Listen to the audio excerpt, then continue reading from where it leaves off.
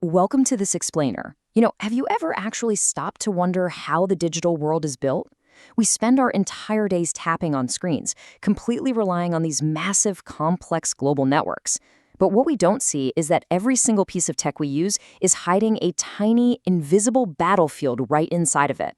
Today, we're going to uncover this epic story of human ingenuity. We're going to look at how a single microscopic boundary fundamentally built the modern world. So let's map out exactly how these crucial subatomic battles were won step by step. Okay, let's dive right into this microscopic world.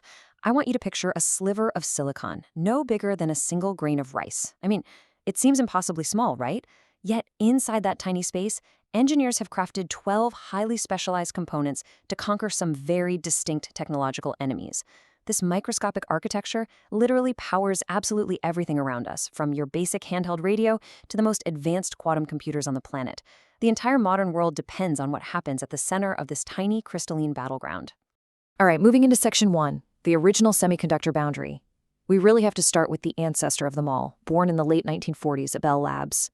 And this wasn't just some idle academic research. It happened under the extreme intense pressure of the World War II radar arms race. Militaries were desperately demanding better, faster, and far more reliable components than those fragile, bulky glass vacuum tubes they were forced to use.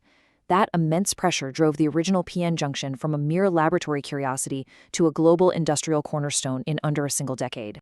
To really understand this revolution, we have to look at the boundary itself. Imagine two completely different neighborhoods of silicon. On one side, you've got a region that is absolutely starving for electrons. We call this p-type. On the other side, you have a region completely stuffed with them, called n-type. Now, when you physically press these two contrasting materials together, something magical happens. A microscopic wall forms right at the seam, known as the depletion region. The crucial point here is that this boundary acts as an ultra-precise one-way valve. Apply electrical voltage forward, and the electrons flow effortlessly across the border. But apply that voltage backward, and that internal wall physically thickens, blocking everything. This foundational trick, allowing current to flow in one direction only, is called rectification, and it strictly underpins every single power supply and logic gate we've ever built. Now, check out this highly specific number, 5.1 volts. Usually, if you push a wall too hard backwards, it breaks, right? It's destructive. But instead of running away from that breakdown, engineers decided to master it. They heavily doped the silicon so it would break down on purpose and miraculously survive the event. At exactly 5.1 volts, the Zener diode does something incredible. It balances two distinct quantum effects against each other perfectly. The quantum tunneling effect and the avalanche breakdown beautifully cancel out each other's temperature drift. By forcing this controlled failure, they created a perfectly stable zero-drift voltage reference that replaced those clunky, overheating vacuum tubes practically overnight. Let's move on to section 2. The need for extreme speed. As global technology evolved, the enemy shifted from just sheer functionality to strict energy efficiency regulations. The original semiconductor boundary was amazing, sure, but it was honestly just too slow. Governments worldwide started demanding power supplies that wasted significantly less energy as heat. That made the sluggish switching lag of traditional rectifiers completely unacceptable. We desperately needed a solution with blistering speed. Think of a standard PN junction, kind of like a slow-moving turtle trying to clear out of a busy traffic intersection. It simply takes time to clear out what we call minority carriers every single time it switches off. To bypass this frustrating lag, engineers came up with a brilliant solution. By pressing metal, stuff like platinum or palladium, directly against the semiconductor, they completely eliminated those slow minority carriers. The new Schottky diode acts like a lightning bolt, allowing the device to switch in mere picoseconds. Guys, that is 1,000 times faster than standard rectifiers. This massive speed upgrade meant far less wasted heat and dramatically longer battery life for all our portable electronics. But as you'll see in engineering, there is absolutely no free lunch. There's always a trade-off. The cost for this blistering speed was battery-draining reverse leakage, and traditional silicon severely struggled under massive voltages. This remained a huge problem until researchers pivoted away from standard silicon entirely, moving to a far more resilient material called silicon carbide. This stuff could handle hundreds of volts without breaking a sweat. Today, these silicon carbide Schottky diodes have totally swept through the power electronics industry. They're quietly acting as the highly efficient, invisible switches that actively extend the driving range of the electric vehicle in your driveway, and they optimize the massive solar inverters powering our grid. Which brings us to section 3, the revolution of light. In this next phase of the explainer, let's see what happens when the energy released about subatomic boundary isn't just useless, wasted heat, but actual glowing photons. This marks a profound philosophical shift in electronics.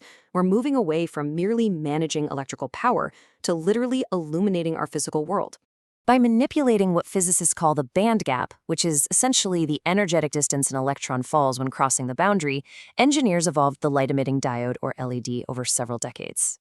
After Nick Holoniak gave us the red LED in 1962, the world waited.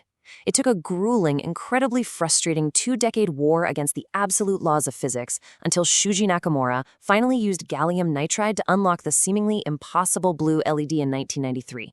I seriously cannot overstate how epic that struggle was. That specific breakthrough gave us the vital missing piece to create pure white light. It turned a century-old incandescent lighting industry completely upside down and entirely restructured the global lighting supply chain forever. Now here is a truly incredible realization. Take a second and imagine running that exact same light-emitting process backwards. By simply flipping the LED's logic, you get the photodiode. Instead of pushing electrical power into the junction to generate photons of light, you let ambient light hit the junction. Then, the built-in electric field naturally sweeps those incoming photons apart to pull electrical current out. It's a stunningly elegant inverse relationship. This flipped architecture created an incredibly precise detector that's now quietly buried inside every barcode scanner on Earth. It acts as the perfect electronic eye for fiber optic communications, vital medical imaging machines, and even the camera sensors right inside our smartphones. Okay, Section 4, Mastering the Invisible Airwaves. Let's dive into a really complex new arena. Engineers were now tasked with fighting noise, massive distortion, and frustrating data bottlenecks in the high-frequency radio spectrum. To conquer these chaotic, invisible signals bouncing all through the air, the standard microscopic boundary just wasn't cutting it anymore. It had to be radically adapted. So to conquer the R waves, the basic diode was twisted and morphed into entirely new tools. First up, we have the varactor diode, which acts like a tiny electronic accordion, smoothly changing its capacitance to tune our radios electronically. This entirely erased those clunky mechanical radio dials forever. Next, the pin diode gave us a specialized voltage-controlled resistor, physically thick enough to switch and survive raw kilowatts of punishing radar energy. Finally, we have the notoriously noisy impact diode. Engineers ingeniously harnessed an intense avalanche breakdown right inside it, giving airborne radar systems the sheer, brute-force continuous microwave power they desperately needed to spot targets in the sky. But honestly, perhaps the most fascinating innovation here is the gun diode. This is a strange, radical device that doesn't even have a standard PN boundary at all. Instead, it relies on this bizarre phenomenon called the transferred electron effect. Imagine a massive electron traffic jam. As the electric field rises inside the material, fast-moving electrons are violently kicked into a higher energy valley. When they get there, they suddenly become heavier and significantly slow down. Then the fast electrons coming up right behind them violently pile into the slow ones, creating a high-pressure wave of charge. The cyclical traffic jam reliably generates rapid, steady microwave pulses. It's perfectly suited for powering things like the adaptive cruise control radar looking out from the front bumper of your car. Let's keep pushing the limits. Section 5, Pushing the Quantum Frontier. What happens when we push these boundaries to the absolute extreme edges of physics? Well, this is the wild frontier where classical, predictable electronics begin to heavily blur into the bizarre, totally counterintuitive world of quantum mechanics. As the scientific community quickly realized, quantum mechanics had basically just crashed the electronics lab uninvited. When Leo Esaki discovered the tunnel diode in 1957, he found electrons completely bypassing the physical wall of the depletion region in mere femtoseconds. Classical physics practically screamed that an electron passing through that energetic wall was impossible. It was exactly like watching a tennis ball magically teleport straight through a solid brick wall. But by heavily doping germanium, the wall became so incredibly thin that electrons literally quantum tunneled right through it. This bizarre negative resistance effect won Esaki a Nobel Prize and gave us ultra-high microwave frequencies that simply shouldn't have been possible in solid-state devices at the time. That same relentless push into the quantum frontier eventually gave us the laser diode. And let me tell you, the development of this component was downright brutal. Early prototypes were literally melting themselves into slag from their own intense heat. Engineers had to meticulously force these microscopic components into an unnatural state called population inversion, packing them completely full of volatile energy, and then trap the resulting light between tiny, perfectly cleaved atomic mirrors. Over 30 exhausting years, scientists slowly tamed this violent process. By forcing light to perfectly synchronize with itself, they enabled a tiny laser diode, roughly the size of a grain of salt, to consistently fire the coherent pulses of light that make sending gigabits of streaming video down a glass fiber optic internet cable possible today.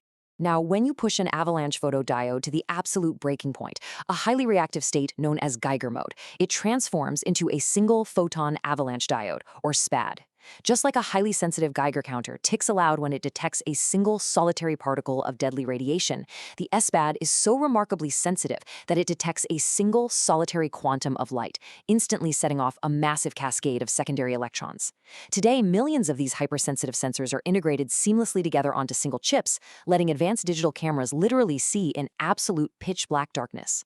This microscopic capability is currently mapping the precise path for modern autonomous vehicles and providing the vital sensory input for experimental quantum computers. Which brings us to our final takeaway, Section 6, Treating Boundaries as Tools. We've seen 12 distinct, highly complex technologies in this explainer today, but they all ultimately share one profound philosophical realization. What started as an annoying, unpredictable barrier in the late 1940s ultimately became humanity's greatest canvas. Every single component we explored began as a desperate response to a specific engineering enemy. Whether they were fiercely fighting against signal noise, battling wasted heats, combating energy inefficiency, or desperately trying to break through hard data bandwidth limits, engineers took the exact same basic architecture and masterfully manipulated it to build our entire digital reality. The PN junction taught us rectification. The Zener taught us how to creatively harness controlled failure. The Shakti unlocked the extreme computational speed we craved. And the LED proved that even the light illuminating our modern homes is just a brilliant byproduct of electron recombination at a boundary. Ultimately, the story of these invisible electronics proves that a wall is never just a wall, right? It's just a tool waiting to be fully understood. If human ingenuity can build the entire digital age, global communications networks, and quantum detection systems all from a single microscopic boundary inside a piece of silicon, well, what unseen boundaries are we about to entirely shatter next? Thank you so much for diving into this explainer with me, and stay curious.